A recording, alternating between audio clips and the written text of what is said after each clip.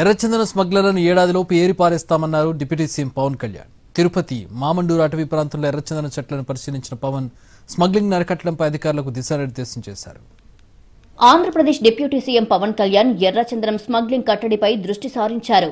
ప్రత్యేక విమానంలో విజయవాడ నుంచి రేణిగుంట విమానాశ్రయంకి చేరుకున్న పవన్ నేరుగా రోడ్డు మార్గంలో మామండూరు అటవీ ప్రాంతానికి చేరుకున్నారు.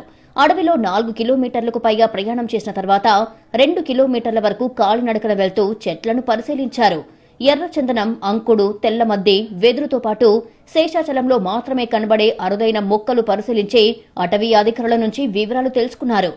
మామండూరు తర్వాత మంగళంలో ఉన్న అటవీ శాఖకు చెందిన ఎర్రచందనం గోడౌన్ను పవన్ కళ్యాణ్ పరిశీలించారు.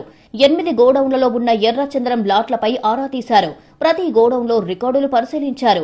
ప్రతి ఎర్రచందనం దుంగకి ప్రత్యేక బార్ కోడింగ్, లైవ్ ట్రాకింగ్ వ్యవస్థలు ఏర్పాటు చేయాలని, పట్టుబడిన దగ్గర నుంచి అమ్ముడుపోయే వరకు ఒక్క దుంగ కూడా మిస్ అవ్వకూడదని అటవీ శాఖ అధికారులను ఆదేశించారు. తర్వాత కలెక్టరేట్లో జిల్లా అధికారులతో సమీక్షా సమావేశం నిర్వహించారు. అటవీ శాఖ మంత్రిగా బాధ్యతలు తీసుకున్నాక ఎర్రచందనంపై స్పెషల్ ఫోకస్ పెట్టారన్న పవన్ 2019 నుంచి 2024 మధ్య కాలంలో భారీగా ఎర్రచందనం స్మగ్లింగ్ జరిగిందని వ్యాఖ్యానించారు. ఒక అంచనా ప్రకారం గత 5 ఏళ్ల కాలంలో 8 నుంచి 10,000 కోట్ల ఎర్రచందనం స్మగ్లింగ్ జరిగిందన్న పవన్ మన నుంచి తరలిపోయి కర్ణాటకలో ఎర్రచందనం పట్టుబడిందని, వాటినమ్మి కర్ణాటక సర్కార్ 140 కోట్ల రూపాయలు సొమ్ము చేసుకుందని చెప్పారు.